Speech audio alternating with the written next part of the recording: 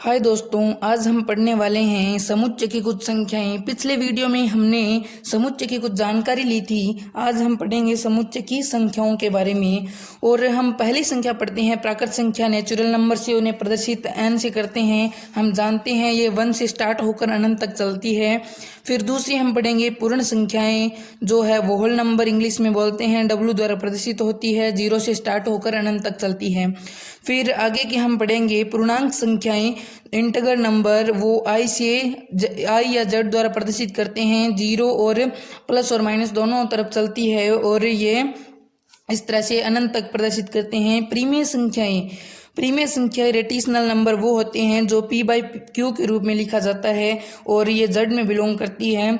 इसमें क्या है कि q बराबर कभी 0 नहीं होता। 0 इसलिए नहीं होता, यदि हम 0 लिख दे तो q बराबर अगर 0 हो जाता है तो हमारा हल है वो अनंत हो जाता है। इसलिए ये प्रीमिय संख्याएं हैं, उनमें q नॉट इक्वल टू 0 होता है। q बराबर हम 2/3, 4/3, 7/8 इस प्रकार से लिख सकते हैं। आगे की संख्या हम पढ़ेंगे अप्रिमेय संख्या, इरेशनल नंबर, जिसे क्यू डैश द्वारा प्रदर्शित करते हैं। और इसमें क्या है कि रूट प्राइम नंबर, यानी कि इसके अंदर क्यू डैश वो संख्याएं होती है जिसमें रूट के अंदर हम माइनस की संख्याओं नहीं रूट के अंदर कोई प्राइम नंबर हो या फिर लॉग की संख्या हो या फिर कोई ई की संख्या हो या कोई पाई या फिर उसके मान हो तो उन्हें अप्रिमेय संख्या में डाला जाता है। उसके आगे हम बढ़ेंगे 6 नंबर पर वास्तविक संख्याएं। रियल नंबर वो होती हैं जो अप्रिमेय संख्या और प्रीमिय संख्या के सम्मिश्रित रूप से मिलकर बनी होती है, जिसे क्यू यूनियन क्यू डैश से लिखा जाता है। आगे की 7वीं हम पढ़ेंगे काल्पनिक संख्याएं। वो होती है इमेजिनरी नंबर, जिसे IM द्वारा प्रदर्शित किया जाता है। इसके अंदर रूट में नेगेटिव नंबर लिया जाता है, जैसे रूट माइनस का रूट 5 है, इस प्रकार से हम लेते हैं। अगली 8वीं हम पढ़ते हैं सम्मिश्र संख्याएं, जिसे कंफोर्ट नंबर से C से प्रदर्शित करते हैं। ये वास्तविक संख्या और काल्पनिक संख्याओं दोनों के यूनियन से मिलकर बनी होती है, जिन्हें सम्मिश्र संख्याएं कहते हैं।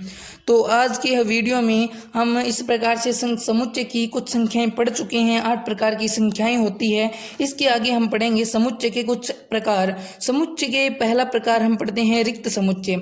ऐसा समुच्चय जिसमें कोई भी अवयव उपस्थित नहीं हो, इसे शून्य समुच्चय कहते हैं। इसे फाई या फिर इस प्रकार से प्रदर्शित करते हैं। और एग्जाम्पल फॉर हम लेते हैं, जैसे x such that x belongs to n and x है वो n बिलोंग करता है और 0 से छोटा है और n मतलब नेचुरल नंबर में बिलोंग करता है, यानी कि कोई भी संख्या नहीं है। इस कारण इसे फाई द्वारा प्रदर्शित करेंगे। और दूसरा उदाहरण हम लेते हैं x belongs to x such that x belongs to r, x square is equals to -1।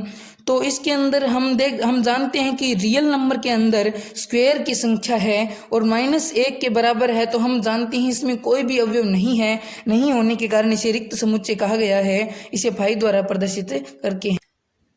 इसके आगे हम पढ़ेंगे एकल समुच्चय ऐसा समुच्चय होता है जिसमें केवल एक ही अवयव होता है। जिस प्रकार हम एग्जाम्पल के रूप में ले सकते हैं, x such that x belongs to n की नेचुरल नंबर में से है और 2 से बड़ा है, यानी कि 2 से छोटा है। तो हम जानते हैं वो नेचुरल नंबर जिसके अंदर 2 से छोटा हो और नेचुरल नंबर हो, यानी कि सिर्फ एक है, इसलिए इसे एकल समुच्चय बोलते हैं।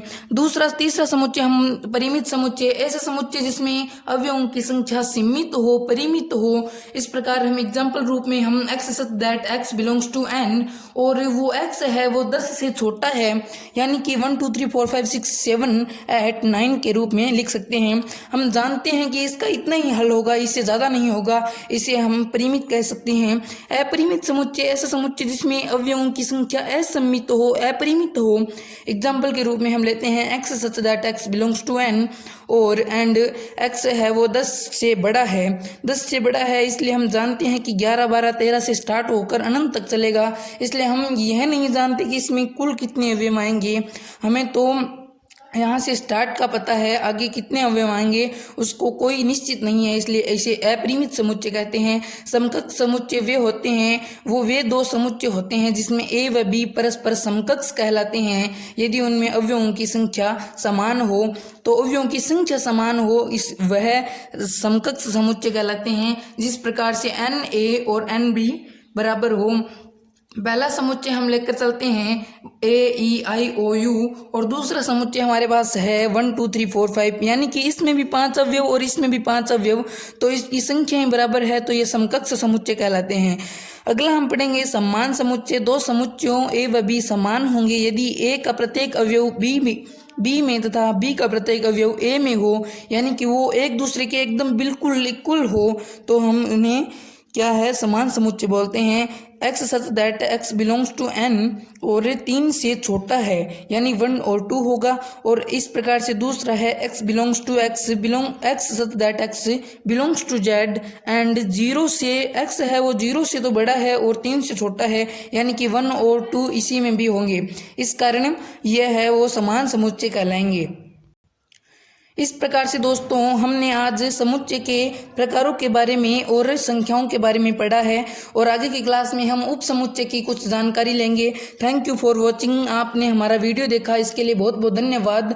अपने चैनल को सब्सक्राइब करें और लाइक करें, शेयर करें और ज़्यादा से ज़्यादा वो है कि चर्चित करें, ताकि हमारे चैनल में कुछ और बढ़ोतरी हो सके और आपकी मैथमेटिक्स अच्छी तरीके से वो क्या है कि मजबूत हो सके, स्ट्रॉन्ग हो जाए। इसलिए आप भी हमारे साथ कुछ मेहनत करें। धन्यवाद। Thank you.